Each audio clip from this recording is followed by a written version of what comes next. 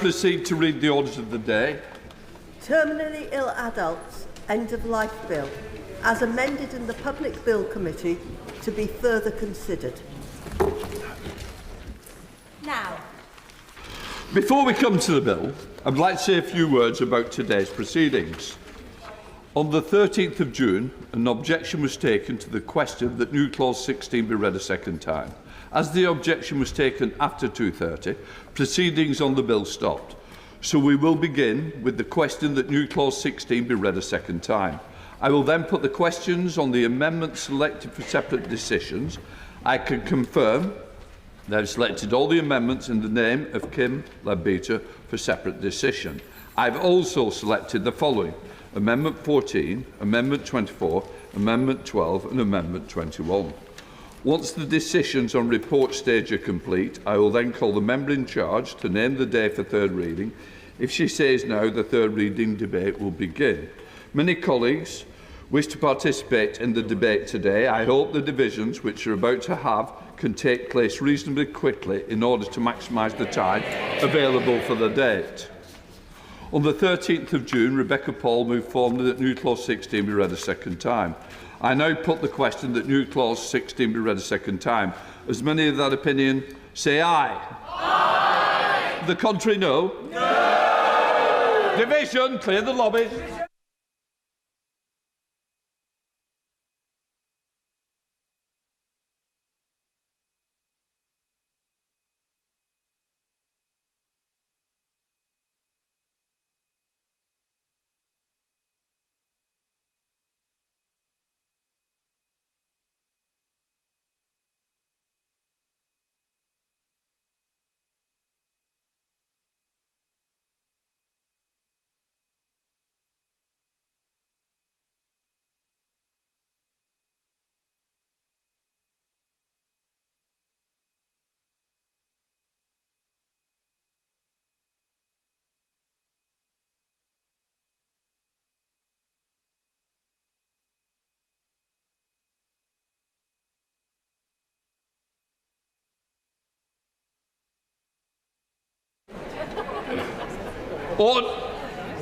You were vaping.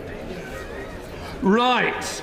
The question is that new clause 16 be added to the bill. As many of that opinion say aye. Aye. The contrary, no. No. The tellers for the ayes, Patricia Ferguson and Ruth Jones. For the noes, Bambos Charalombos and Lewis Atkinson. Thanks.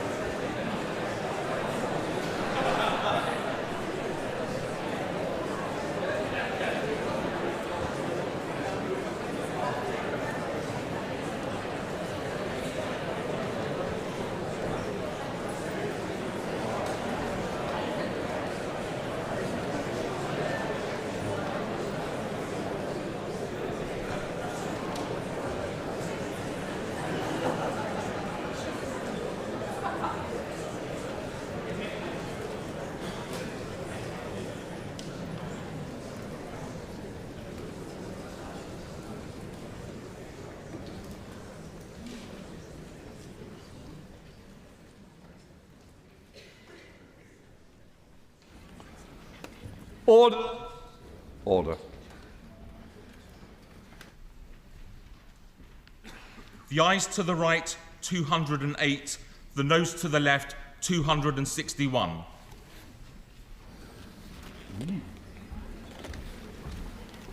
Thank you. The ayes to the right, 208. The noes to the left, 261. The noes have it, the noes have it. Unlock! We now come to Amendment 14 in the name of Naz Shah, which has been selected for separate decision. I call Naz Shah to move the amendment formally. Question is that Amendment 14 be made. As many of that opinion say aye. Aye. The contrary, no. The ayes have it. The ayes have it.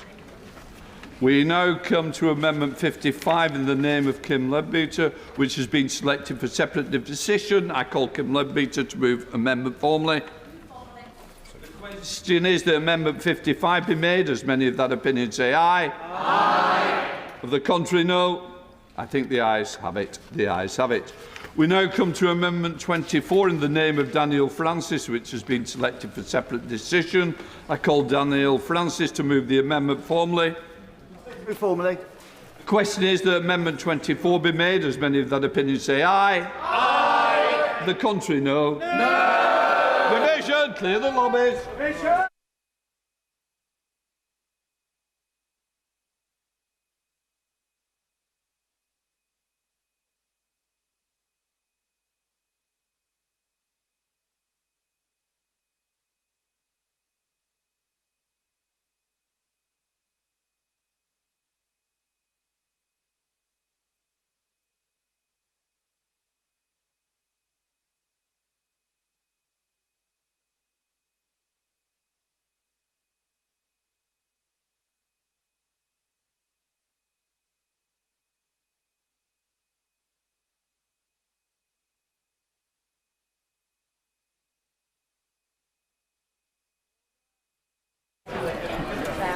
Order! Order! Excuse me. The question is that Amendment 24 be made. As many of that opinion say aye. Aye. The contrary, no. No. The tellers for the ayes, Ruth Jones and Rebecca Paul. For the noes, Lewis Atkinson and Bambos Chorolombos.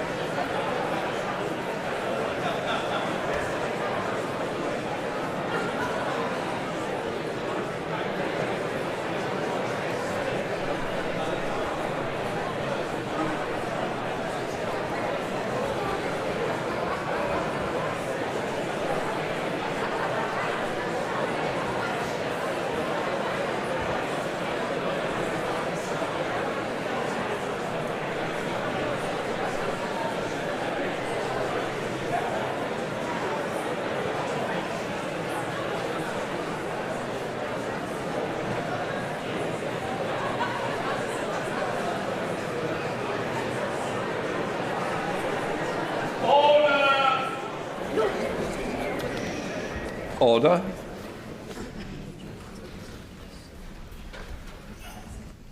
The ayes to the right, 213. The noes to the left, 266.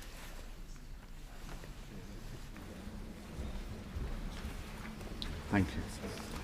The ayes to the right, 213. The noes to the left, 266. The noes have it, the noes have it. And look! We now come to amendments 56 to 69, 91, 52 to 54, 70, 71 and 89, which have been selected for separate decision. With leave of the House, I shall put a single question on amendments 56 to 69, 91, 52 to 54, 70, 71 and 89. I call them Leadbeater to move the amendments 56 to 69, 91, 52 to 54, 70 to 71 and 89. Move formally. Thank you. The question is that the amendments 56 to 69, 91, 52 to 54, 70, 71 and 89 be made. As many of that opinion say aye. Aye. Of the contrary, no. I think the ayes have it. The ayes have it. We now come to Amendment 12 in the name of Dame Sabona MacDonagh, which has been selected for separate decision. I call Dame Sabona MacDonagh to move the amendment formally. The question is that Amendment 12 be made. As many of that opinion say aye. Aye. Of the contrary, no. No. Division. Clear the lobbies. Division.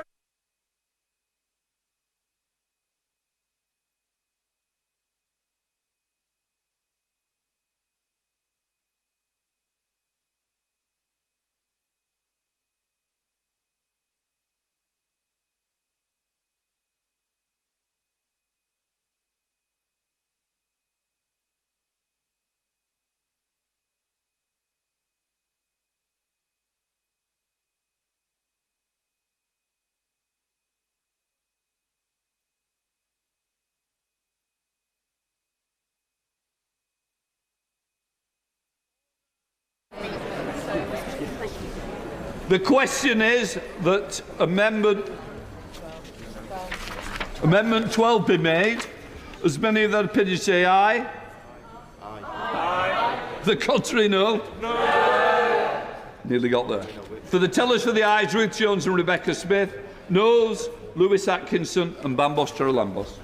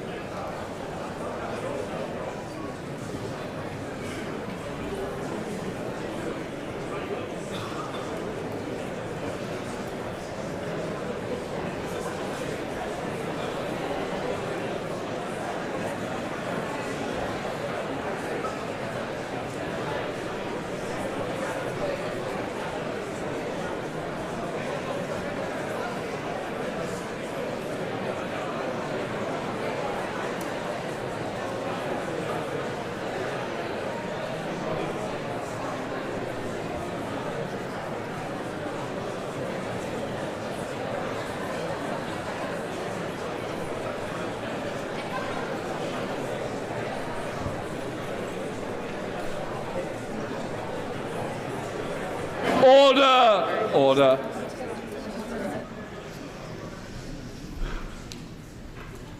The ayes to the right, 223. The noes to the left, 269.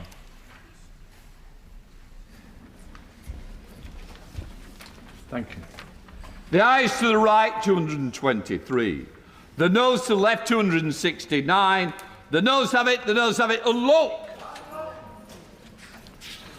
We now come to amendments 92 to 93, which have been selected for separate decision. With leave of the House, I shall put the single questions on amendment 92 and 93. I call Kim Leadbeater to move amendments 92 and 93 formally. Move formally. The question is that amendments 92 and 93 be made. As many of that opinion say aye. Aye. The contrary, no. I think the ayes have it. The ayes have it. We now come to Amendment 21 in the name of Munira Wilson, which has been selected for separate decision. I call Munira Wilson to move the amendment formally. Move formally. The question is that Amendment 21 be made. As many of that opinion say aye. Aye. The contrary, no. The ayes have it. The ayes have it. We now come to amendments 90, 72 to 76, which have been selected for separate decision. With leave of the House, I shall put the single question on amendments 90, 72 to 76. I call Kim Leadbeater to move amendments 90, 72 to 76 for. Move formally. The question is that amendments 90 and 72 to 76 be made. As many of that opinion say aye. Aye. Of the contrary, no. I think the ayes have it. The ayes have it. We now come to Amendment 77 in the name of Kim Leadbeater. Kim Leadbeater to move the amendment formally. Move formally. The question is the Amendment 77 be made. As many of that opinion say aye. Aye. Of the contrary, no. I think the ayes have it. Division! Clear the lobby!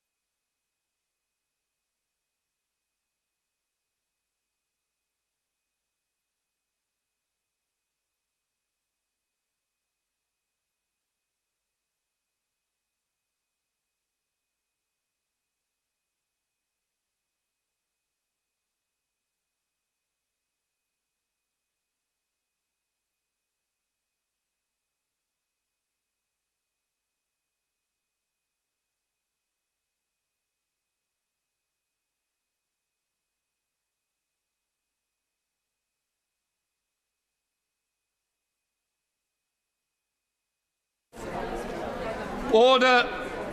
Order.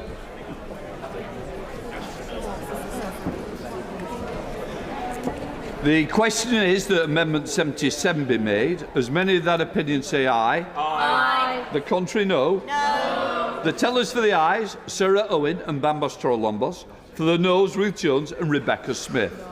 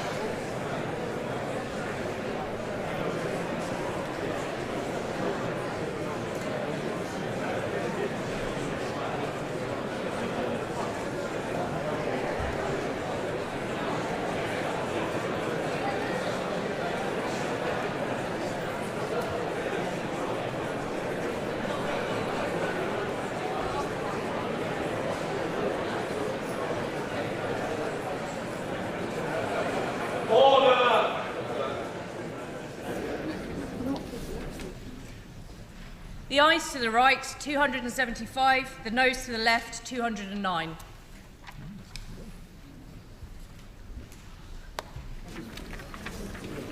Thank you.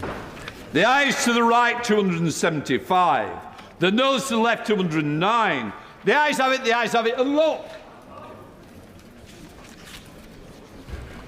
We now come to Amendment 94 in the name of Kim Leadbeater. I call Leadbeater to move the amendment formally. The question is Amendment 9. Yeah. Aye. No. Division. Clear the lobbies.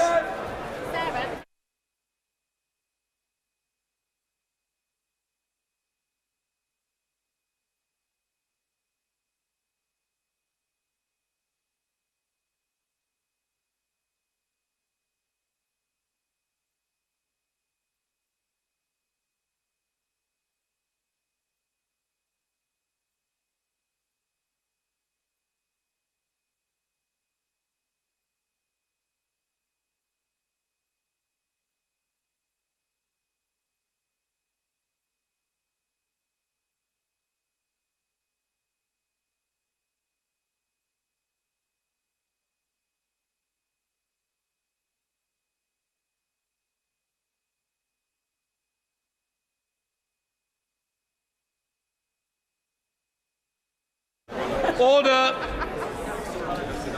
The question is that Amendment 94 be made. As many of that opinion say aye. Aye. The contrary, no. No. Tell us for the aye, Sir Owen and Bambos Chorolombos. For the noes, Rebecca Paul and Ruth Jones. Thanks.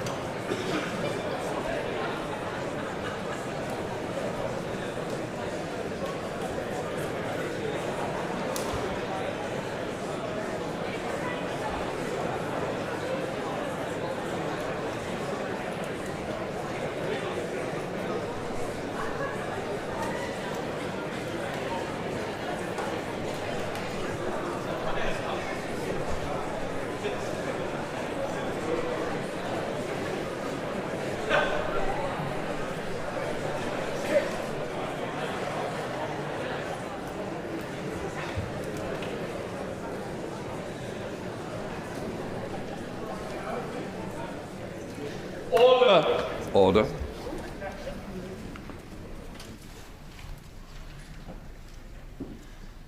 The ayes to the right, 274. The noes to the left, 224.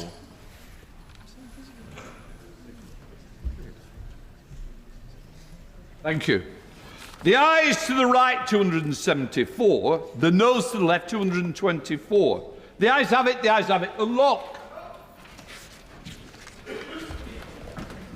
Amendment 95 is a consequential amendment on 94, which has just been agreed to. I call Kim Leadbeater to move the amendment formally. Move formally. The question is that Amendment 95 be made. As many of that opinion say aye. Aye. The contrary, no. I think the ayes have it, the ayes have it. We now come to new Schedule 1, which has been selected for separate decision. I call Kim Leadbeater to move formally. Second time. Move formally.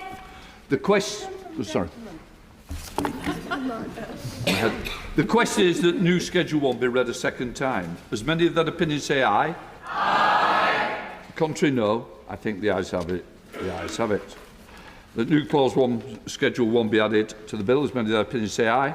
Aye. Contrary, no. I think the ayes have it. The ayes have it. We come to Amendment 78 to 79, which has been selected for separate decision.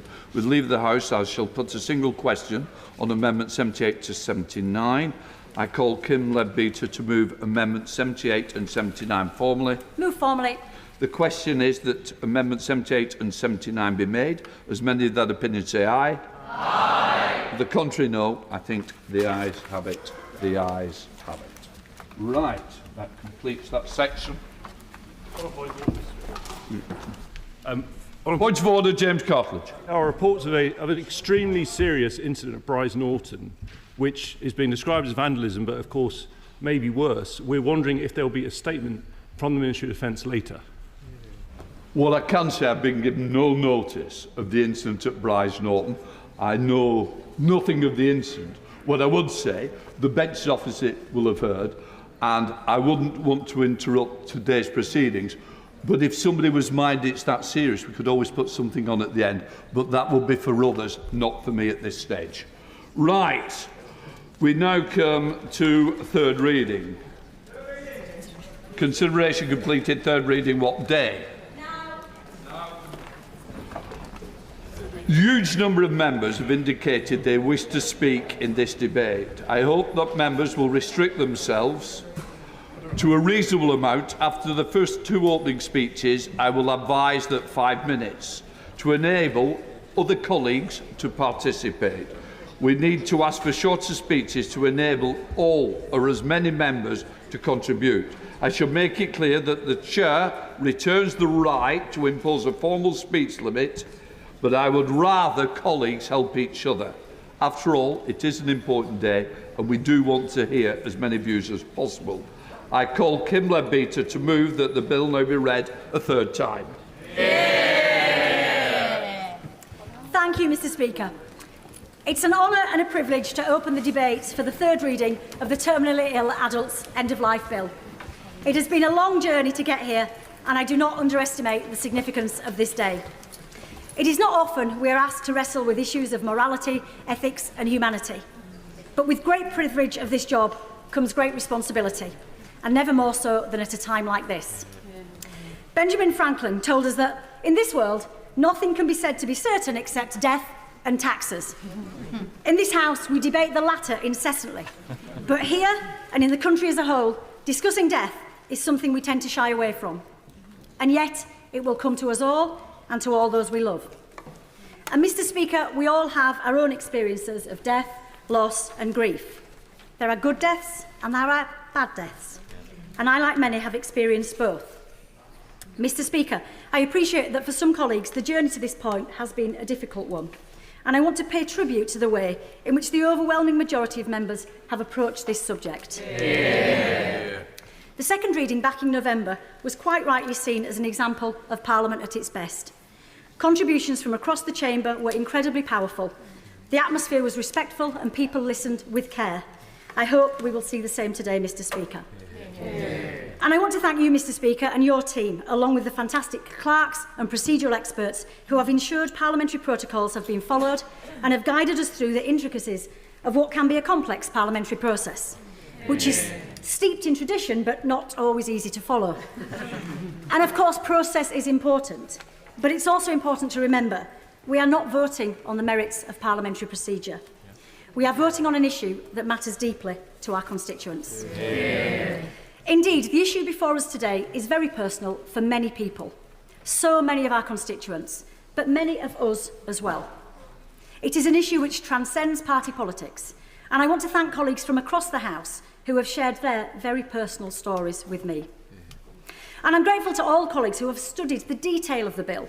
It is, of course, essential that we come to a decision based on the content of what it actually says. And I've been pleased to work with members on all sides of the debate to ensure that this legislation is something that Parliament can be proud of. A cogent, workable bill that has one simple thread running through it: the need to correct the profound injustices of the status quo and to offer a compassionate and safe choice to terminally ill people who want to make it.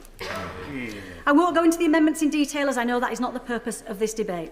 But whether it's adding further safeguards and protections for patients through additional training around coercive control, or the addition of specialist expertise through the inclusion of multidisciplinary panels, widening the provision for professionals to opt out of the assisted dying process, providing additional employment protections, or prohibiting the advertising of assisted dying.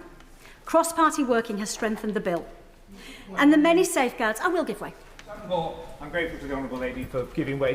What level of concern does it give her that since second reading and today, a growing canon of professionals and their independent professional bodies have urged great caution about this bill, not on the principle, but are opposed to the details of this bill and believe it should be defeated? I thank him for his intervention. Thank you, Mr Speaker. I think what he's saying is people have got different views, and they do have different views. We have different views in this House, and different people in different professions have different views. Every Royal College has a neutral position on assisted dying because of that.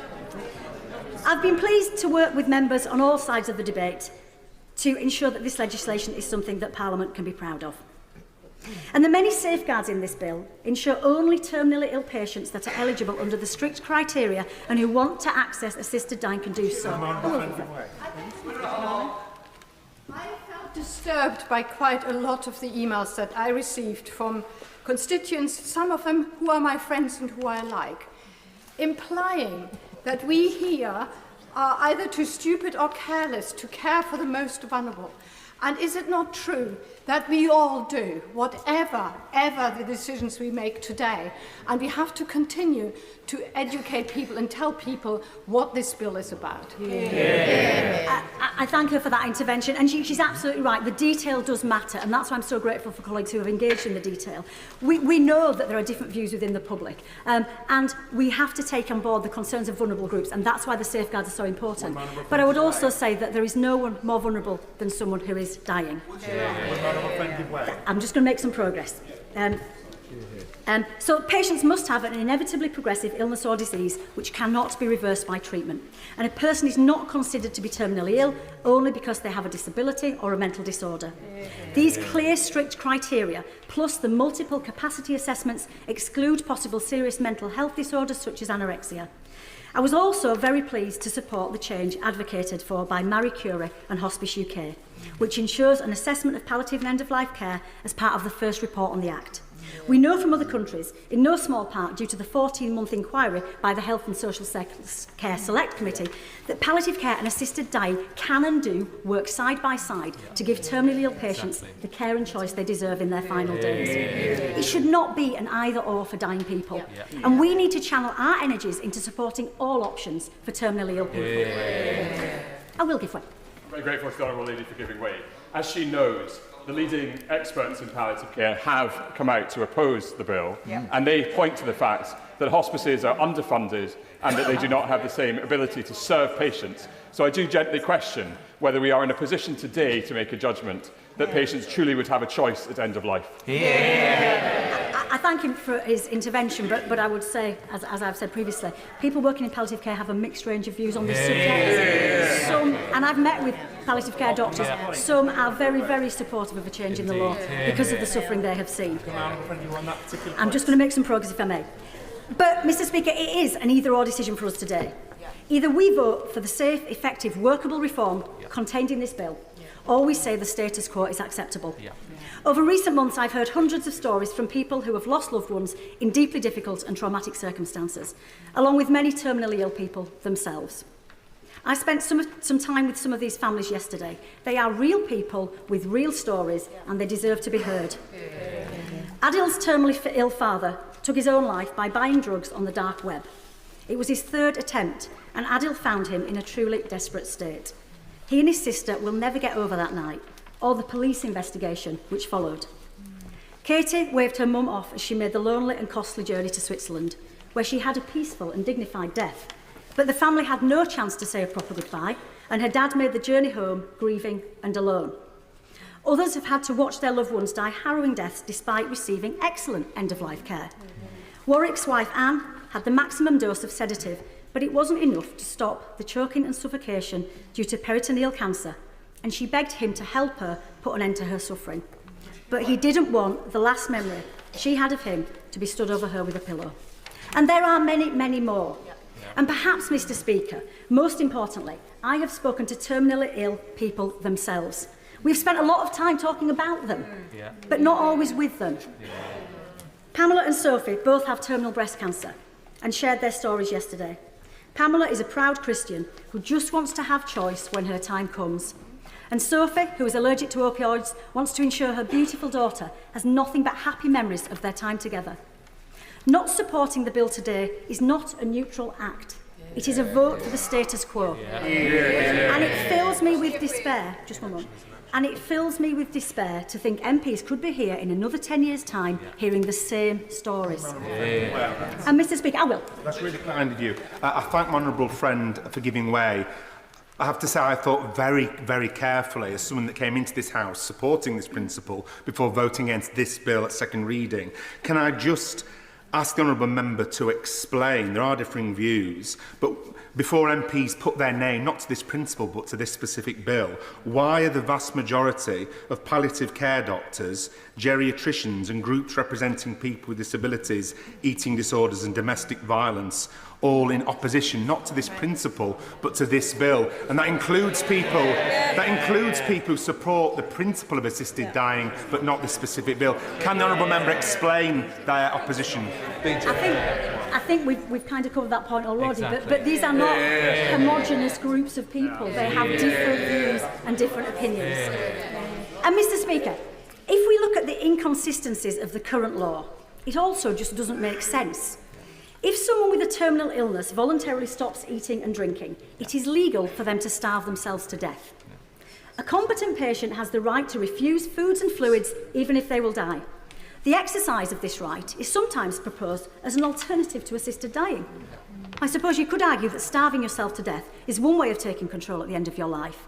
But it is a deeply traumatic experience for the person and their loved ones, and there are people here today who have direct experience of that.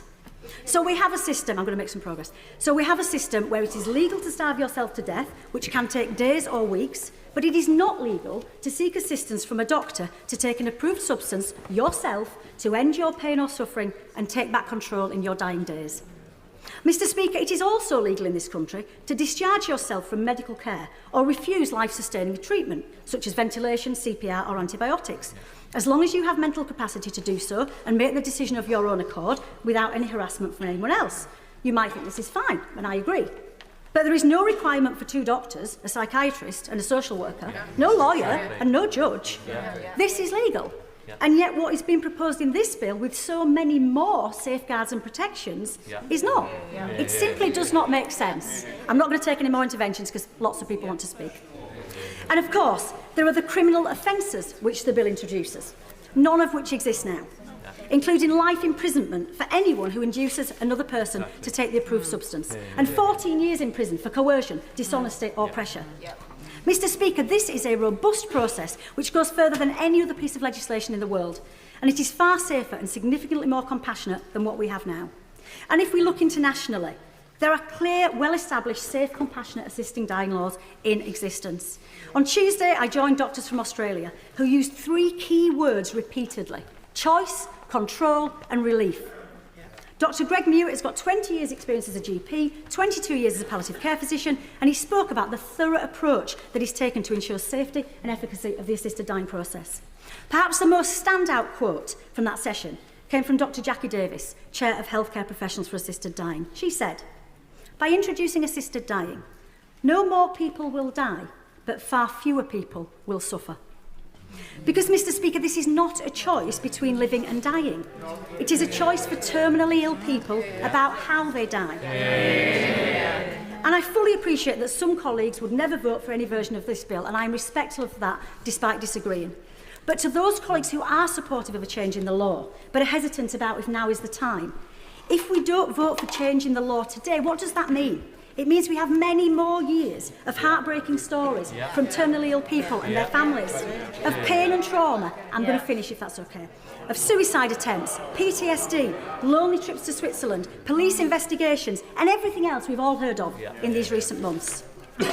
As the Commission on Assisted Dying said in 2011, 14 years ago, Mr Speaker, the current legal status of assisted dying in the UK is inadequate and incoherent. It outsources a healthcare issue abroad, especially to Dignitas, instead of the government and Parliament assuming responsibility. That was 14 years ago, and we are in exactly the same position today. Things have got to change. And as the government's impact assessment states, the bill will improve equity of choice, ensuring that terminally ill adults from all socio-economic backgrounds can access end-of-life options within a regulated and safe framework. So as I draw my comments to a close, Mr Speaker, there are essentially 2 ways we can look at the situation we're in. We can look through a legal lens. As legislators, we have a duty to change the law where it is failing. And when the last 4 directors of public prosecutions tell us that the law needs to change, surely we have a duty to listen. We need scrutiny before people die, not after. But most importantly, there is the human lens, which is how I approach most things. Giving dying people choice about how they die is about compassion, control, dignity and bodily autonomy. Surely we should all have the right, I'm going to finish shortly, surely we should all have the right to decide what happens to our bodies and decide when enough is enough. And of course, giving people the right to choose does not take away the right not to choose. So today, we can vote with either our hearts or with our heads, Mr Speaker. But either way, we should end up in the same lobby. Because on a compassionate human level, and as responsible lawmakers, we should support this desperately needed reform that is rigorous, practical and safe, and is rooted in the principles that should underpin any legislation: compassion, justice and human dignity. Thank you, Mr Speaker. The question is that the bill now be read a 3rd time. Sir James Cleverly. Thank you, Mr Speaker. I have no doubt the vast majority, probably every single member and right honourable member in this House, is sympathetic with the underlying motivation of this bill, which is to ease suffering in others and to try and avoid suffering where possible.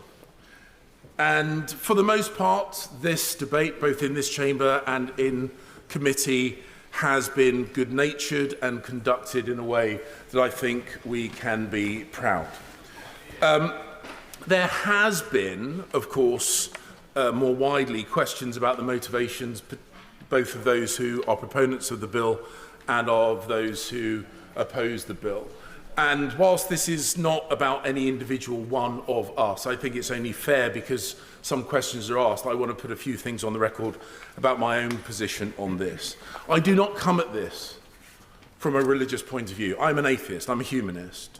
So this is driven by my concerns about the practicalities of this bill rather than any religious viewpoint.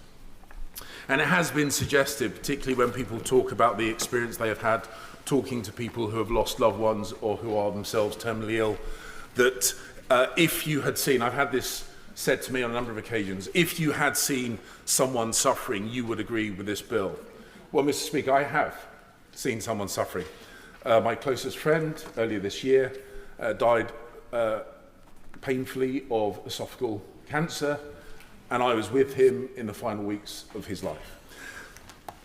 So I come at this not from a position of faith, nor from a position of ignorance, and I would hope the House would take those factors into consideration when I say what I'm about to say.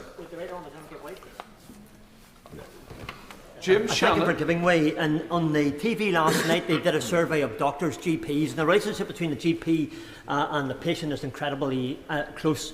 Your children come into the world, your grandchildren come into the world, your GP's involved.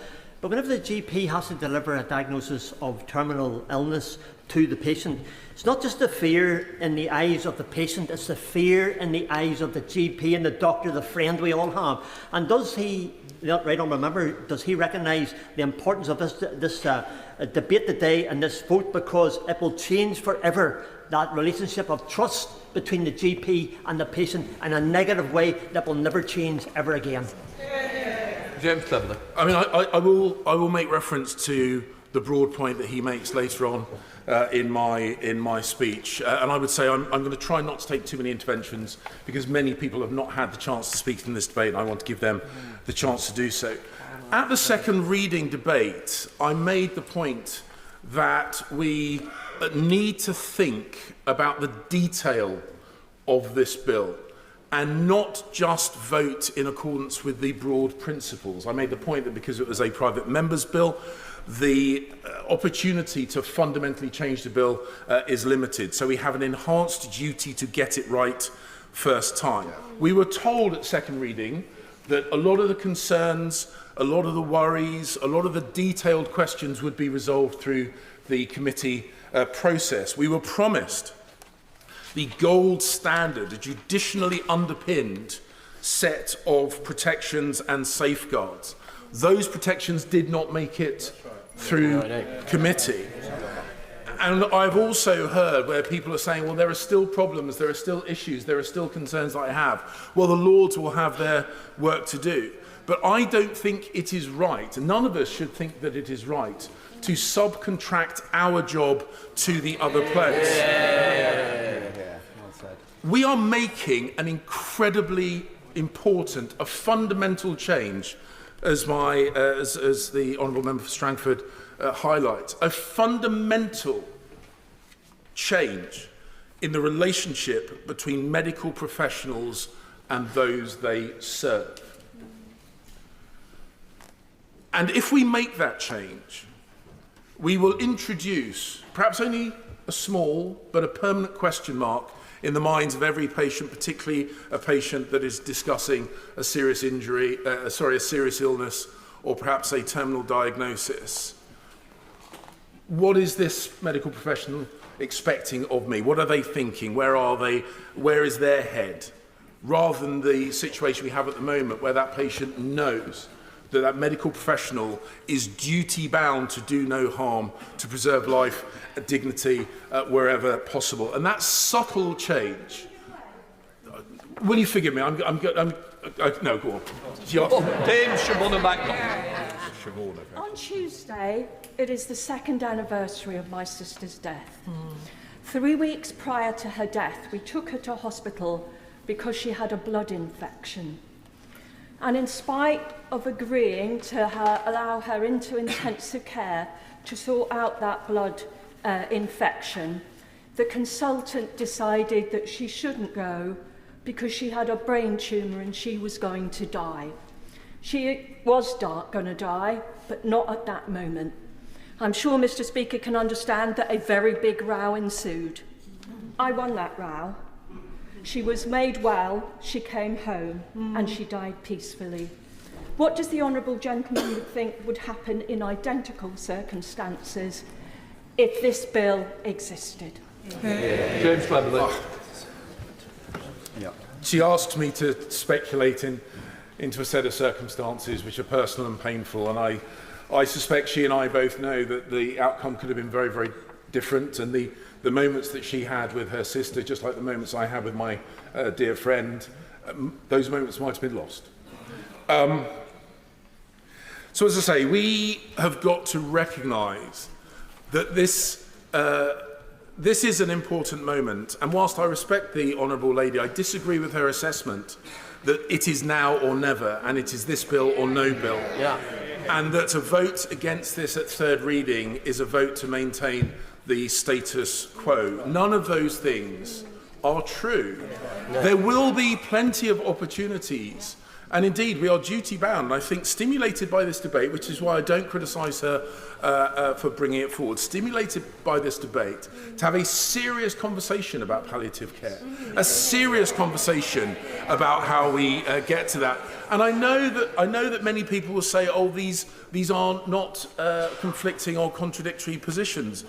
But we also know, and I'll come upon this in the speech, and I'm going to crack on because otherwise I'll get told off by Mr. Speaker. We know that there will be circumstances where assisted dying will be on a statutory basis and provision of palliative care will not. Yeah.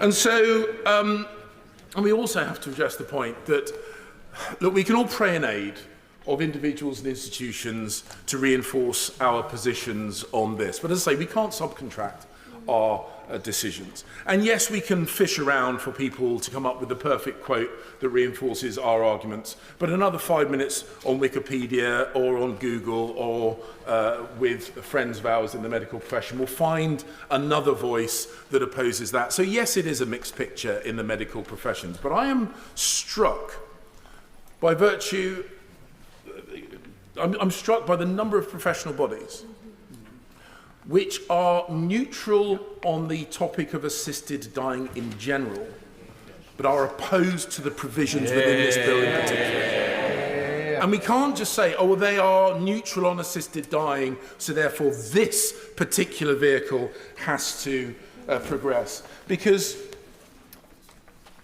we carry a responsibility. It's what we are sent here to do, and we need to take it very seriously. And we must be rigorous on the specific details in this bill. And just like the Honourable Lady, I don't have time to go through every single argument that was had through committee, second reading and beyond.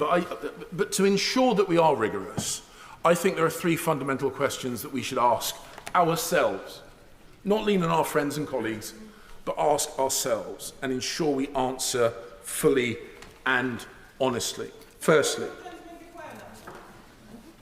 and then I thank the right honourable gentleman for giving way on that point, and he'll remember in 2021 he and I worked cross-party in terms of identifying the inequalities within certain communities and getting them to come forward with the issue around the COVID vaccination.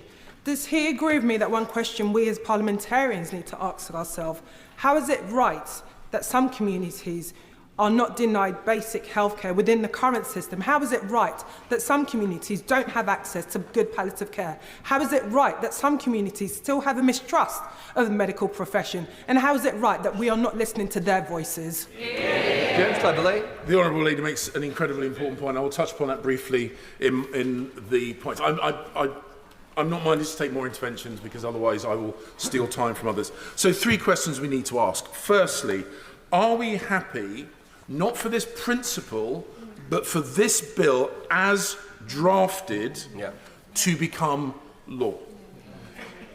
And there are many elements that I've already discussed are concerning. Within the criteria set out, medical professionals do not need to seek deeper motivation. We've said there is not a real choice between palliative care and assisted dying because one will have a statutory underpinning, the other will not. That, as I say, gold standard of protections were lost during the committee process because a number of professional bodies, and I will need to make space, a number of professional bodies have said they do not have the capacity, they do not have enough people to fill the slots that this bill demands of them. Secondly, in terms of fundamental changes, are members and right honourable members genuinely happy to write the blank cheque that this bill demands? Because it is normal for the Secretary of State of a government department to decide when a piece of legislation comes in force. And they make that decision based on the state's ability to deliver that legislation. Yeah. Commencement dates matter. Yeah. They are not just some arbitrary date on a piece of paper. And I understand the desire of people to make sure that this can't be kind of lost in the down the back of the sofa when it comes to government work. But when people upon whom we rely to deliver this say they are not ready and they don't feel they will be ready, they don't have enough people, they don't have enough capacity, they will have to take resource from current provisions to move across to this provision, which will be driven by a statutory requirement and a locked-in commencement date, we should listen. We should listen. And if the people who are going to make this work and work as well as we hope it will if it becomes legislation, say that they are not confident that they can make it happen, we should be very, very careful about demanding that they prioritise this. And that's what this legislation says. They prioritise this above any other work that they might otherwise do. And thirdly, and the Honourable Lady hinted at this, and I mentioned this in an intervention at earlier stages in this bill, when it comes to things like coercion, or when it comes to actually the pressure that individuals put on themselves, when it comes to medical professionals raising this issue, we know there are inequalities in health provision already, none of which I think will be addressed by this bill. But the point I've also made is we know there are certain communities and certain people within those communities, particularly women, who are overly deferential both to men and men in authority. And if we can genuinely say that we have no fear whatsoever that a potentially vulnerable woman will sit in front of a medical professional who raises assisted dying, and even without implying it is the right thing for her to do, the very fact that they bring it up will have a significant influence on that woman's thinking. So we cannot believe, as it stands at the moment, that this will have a completely neutral effect across all communities. This will be the last intervention. I thank the right honourable gentleman for giving way. We've put safeguards into the bill that mean there is a panel that looks at those issues and will ask questions like, has your doctor persuaded you to do this? Do we honestly think that someone who is a social worker or who is a psychiatrist or who is a lawyer is totally incapable of finding coercion? That is exactly what that panel is there to do, and that is exactly what those safeguards will provide. Sir James. The Honourable Lady makes an important point, but I refer her to the question 2 that I put. Those bodies say they don't have the people to populate those panels. And yet they are demanded by the commencement date. So the fact is that the principle of having someone or a group of people protect against coercion is important. The idea, and I'm not just talking about coercion, I'm talking about how people perceive the question of people in authority. But the fact is, royal colleges, social workers have told us they don't believe they will be ready to put those guardrails in place by the commencement date, and we should listen to them. And Mr. Speaker, I will finish on this point. This is an important debate. It has stimulated an important conversation, and it is a conversation that demands our full attention. But I do not believe this bill is ready to go to the other place. And it is interesting that there are both proponents and opponents of this bill who are hoping the Lords will make significant changes to the bill. And that should set off alarm bells, surely. And then, Mr. Speaker, the final point. The final point is that ultimately, because this is such a fundamental change, we do need to make sure that we have that enhanced level of scrutiny about the detail of this bill. And I do not believe that even though, like all of us, we want to avoid suffering and alleviate suffering wherever possible, I do not believe we've had the opportunity to get this bill into a right shape, which is why I will be opposing this third reading, and I encourage others to do likewise.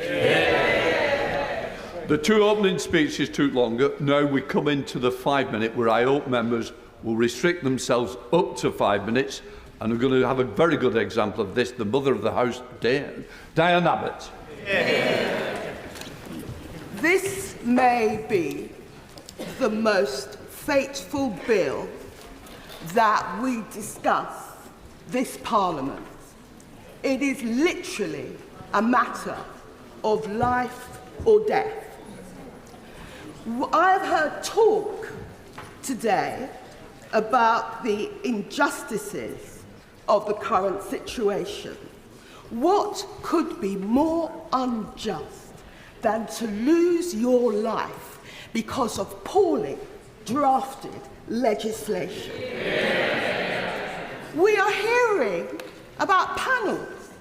The people talking about panels presumably have not had much to do with them. I would not put my life or anyone dear to me life in the hands of a panel of officials. I would stress right from the beginning that it is perfectly possible to support assisted dying as I do, but not be prepared to vote for this bill. There is so much that is problematic about this bill. First of all, and I believe this is widely understood, there has not been enough time to debate it.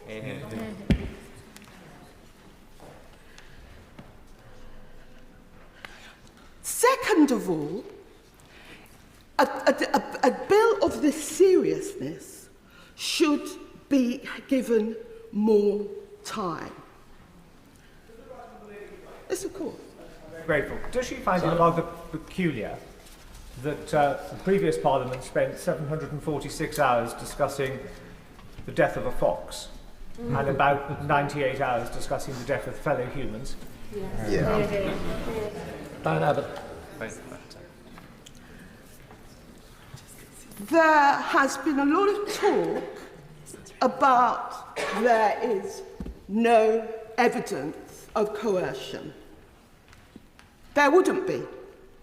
Within the family in particular, the most powerful coercion is silence. It is the failure to answer when a question is put to you. And if police cannot spot coercion in a domestic violence situation, why can they be expected to spot coercion in an assisted dying situation? It has been pointed out by the Royal College of Pathologists and the former Chief Coroner that without a role for a coroner, this bill raises the possibility of foul play. But when an amendment was brought forward in committee to deal with it, it was opposed. This bill would allow private, for-profit contractors to run an assisted dying service with no profit cap and no transparency. But when an amendment was brought forward in committee to deal with this point, it was opposed. And we have heard, and we will hear over and over again in this debate, about choice. It may be choice this bill produces for those of us, like almost everybody in this House, who has, for the entirety of their adult life, been confident in dealing with authority and institutions. And even then, the bill would need amendment. But what choice does this bill hold for someone who all their lives has lacked agency, particularly in a family context, which may be particularly the case in certain cultures and communities. And what choice does this bill offer to those that lack access to good palliative care? As the film has put it, our laws should not focus on the few,